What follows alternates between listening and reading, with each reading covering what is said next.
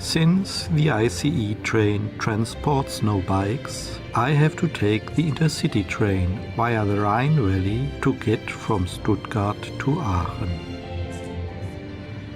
How fortunate for me. Autumn shows its most beautiful sight in this first week of November.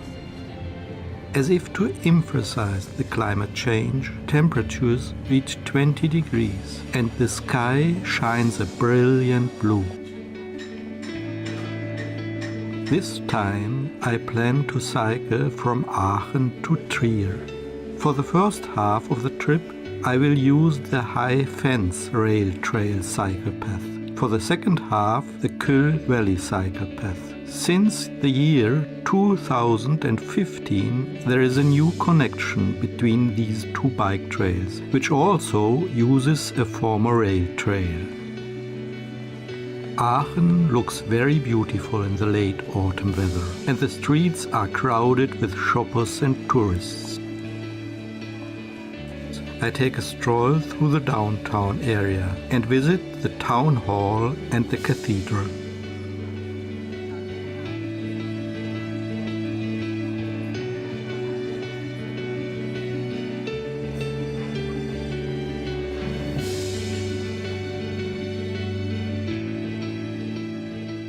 In the late afternoon, I join a guided cathedral tour.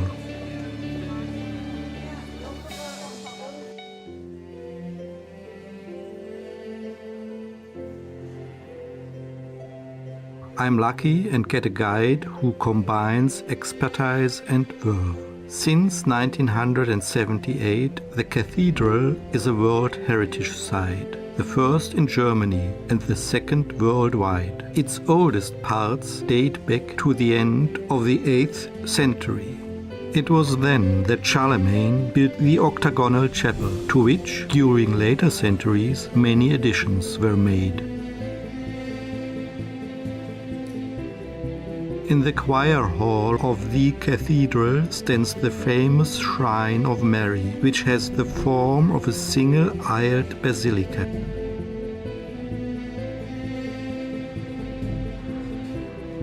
Upstairs, the Palatine Chapel holds the throne on which Charlemagne probably sat when he attended church services in the chapel. It seems about as convenient as the Iron Throne. Thron von Kaiser Karl zeigen, ne? Das ist ja wohl eher sein Plumpsklo, oder? Ich habe das so ein bisschen verstehen können. Ich habe mir den Thron nämlich auch anders vorgestellt. Aber das war ganz schön kritisch. Because my hotel is located in the south of Aachen, I am out of the city in no time.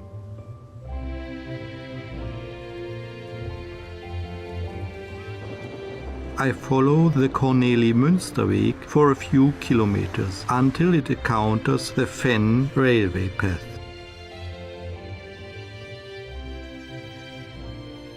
This route runs along a former railway line in the German-Belgian border area. The railway line was built in 1882 and mainly used to transport iron, coal and steel. In 1989 it was decommissioned and, as a part of the Euregio cooperation, converted into an outstanding bike path.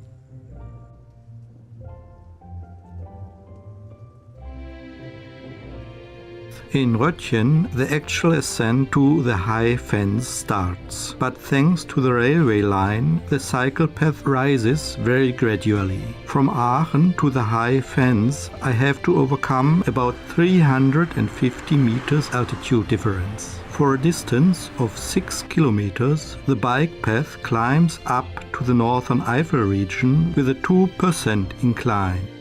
Röttgen is called the gateway to the Eifel, and in the village is a small memorial that recalls the first time American troops entered Germany during World War II.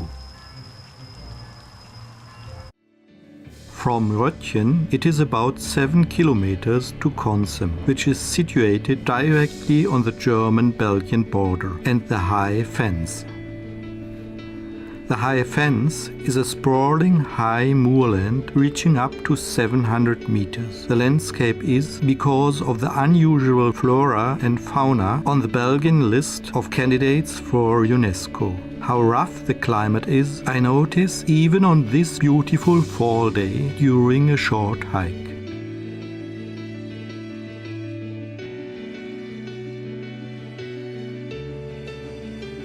Afterwards, I mount my bike again and cycle on to Monschau. The village with the half-timbered houses and castle is situated in a steep river valley, and in contrast to the little traveled bike path, many tourists stroll through the narrow streets. In the historical center, there are about 300 listed buildings and several museums.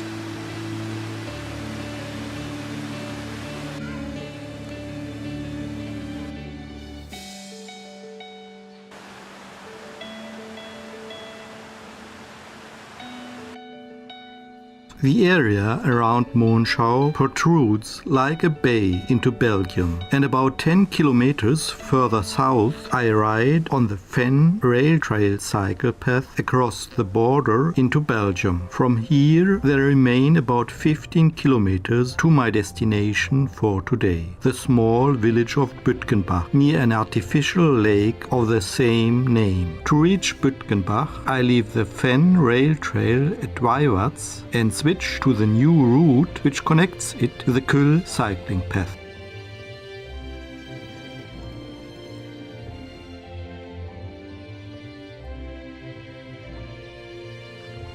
This new trail has been built in 2015 and it also utilizes a former railway line. It passes by Losheimer Graben to reach Jünkerath, where it meets the Kyll-Valley-Cycle route.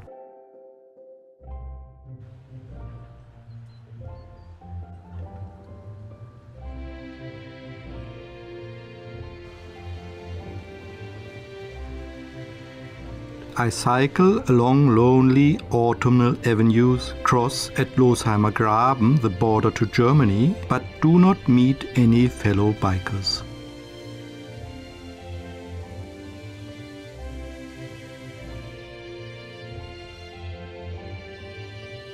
Past the Lake Kronenburg, I reach Jünkerath after about 35 kilometers.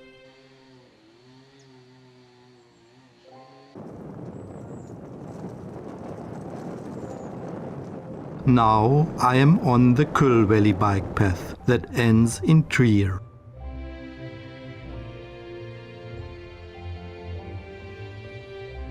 In the upper Kyll Valley, the trail winds its way through small villages and autumnal forests.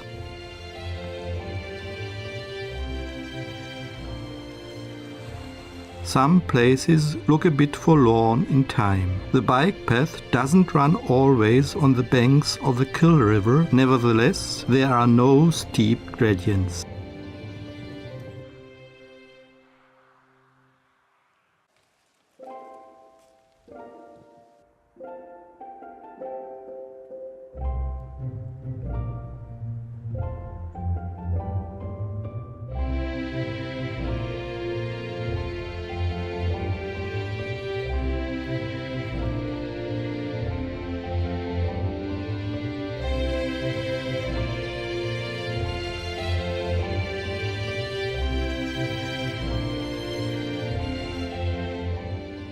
After another 20 kilometers, I reached the city of Gerolstein, well known for its mineral water. It already belongs to the district of Vulkaneifel, meaning the volcanic part of the Eifel range. But my destination for today lies still about 20 kilometers further south. It is the small village Venn-Cycle. There I stay overnight at the hotel house Kylltal and finish the day with a really good dinner.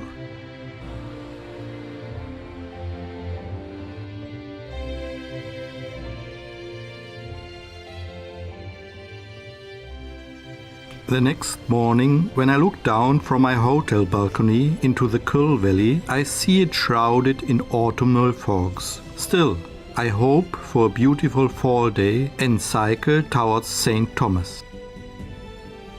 Here I visit the former Cistercian monastery. It was founded in 1185 and its patron saint is Thomas Becket. Today it is a retreat house for the Diocese of Trier. The church dates back to the Middle Ages. The remaining buildings were rebuilt in the Baroque period.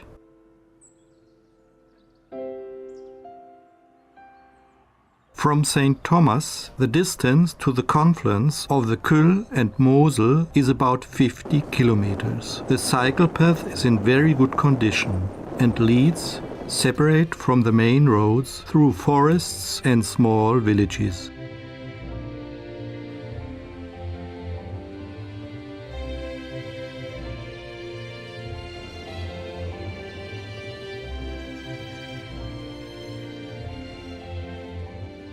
South of the small city Kyllburg, it climbs up from the Kyll Valley to the Eifel Plateau. But this is the only part where climbing up 200 meters of altitude is necessary.